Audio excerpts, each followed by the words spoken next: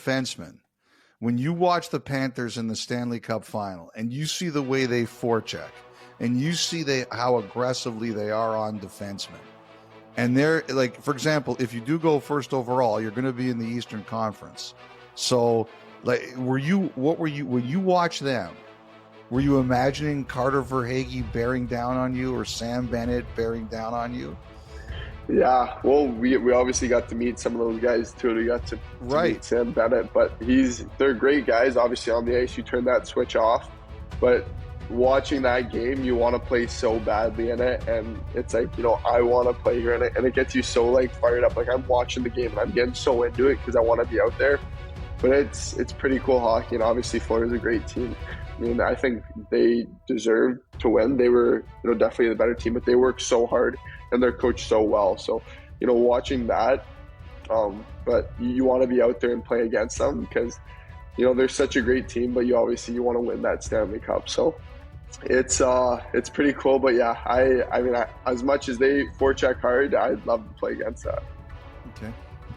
Yeah. Well, who knows? There could be drama at the draft. Maybe you fall to 32, Matthew, and you never know. No. That's very I think that one we do. That's great stuff. Well, think about the opportunity. Thank God the interview's almost over, Kyle. Now that you blew that one. Well, I thought that, like, watching, obviously we watched the win and the celebration that's come, like, you see how much of a team those Panthers are, right? Yeah. And we saw the footage of you in the dressing room doing the starting lineup. Like you mentioned, wanting to have the surgery done in Ottawa so you could stay with your World Junior teammates through the end of it there. For the feature that's dropping this week on you that our Sportsnet features team did, there's great visuals after, your Otters team were eliminated from the playoffs on the ice, just sharing a moment with all of your teammates there.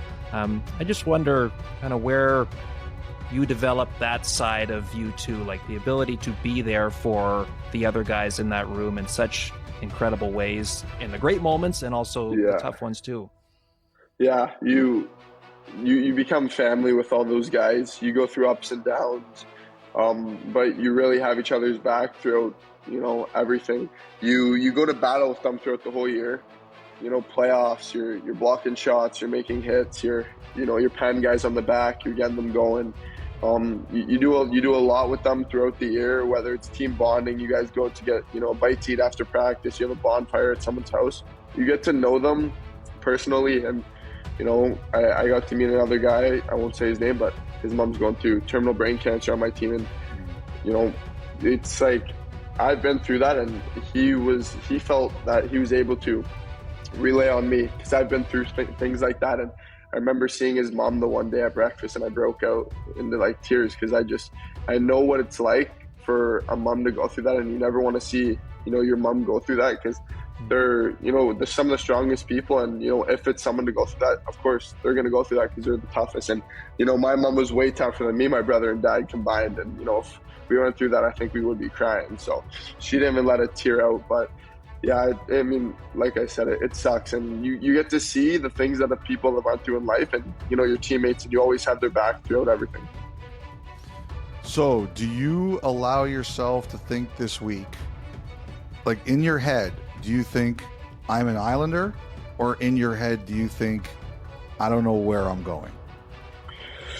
Yeah, obviously it'd be an honor to be an Islander, but you really can't control what happens now. It's it's all up to the team and whoever wants you, right? So really you just gotta wait till that Friday at 4 p.m. to see what happens. But yeah, obviously, I mean, if you want to go number one, you want to be an Islander, but at the end of the day, it's up to them and their decision. So you just gotta kind of wait and see what team wants you. Okay, so with everything going on in your life lately, Matthew, it was neat to hear you were still able to attend your prom at St. John Henry Newman.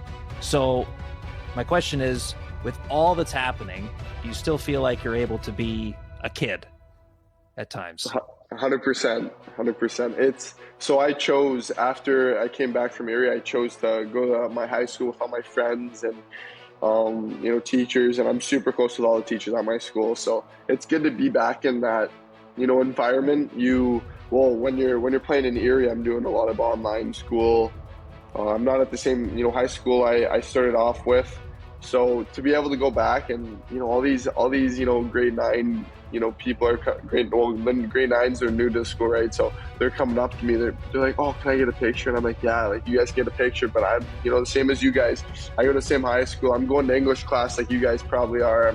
I do the same stuff you guys are. So, I'm not anyone special compared to you guys. And yeah, so just being in that environment is really special.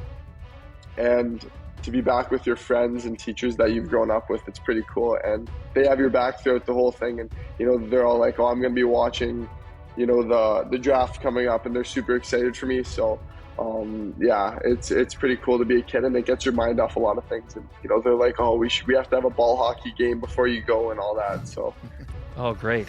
That's great. Always stay humble. That's right. It's always a great lesson. Always stay humble. Always stay humble. I was going to say, Matthew, it's been such a treat to speak with you. So all the best this week. And whenever your name is called on Friday, enjoy all of it. And thank you so much for hopping on with us. Thank you, guys. Appreciate it. Thank you, Elliot. Thank you, Kyle.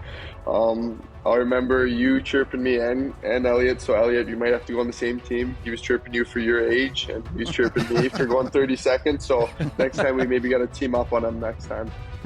I got news for you. At the end of the day, you're you and he's Kyle. So you win. Exactly. Just remember that. Okay? That's very good. Exactly. And Kyle, congrats again. So.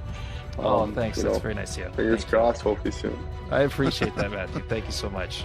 Okay, thank you once again to Matthew for giving us some time here on 32 Thoughts. We should also say there is a really wonderful feature that Jeremy McElhaney and his team did on Schaefer and his family, the whole story and him getting to this point. That dropped 8:30 a.m. Eastern this morning on the Sportsnet YouTube channel. It is a lengthy one, but it is an incredible story that will go by quickly. So really encourage you, if you have a few minutes, to learn a little bit more about his path to getting to the NHL draft coming up this Friday from Los Angeles. That is it for this edition of 32 Thoughts, the podcast. Have a great start to your week. Elliot is off to Los Angeles in a few days for the draft. We will talk to him again on Friday from LA.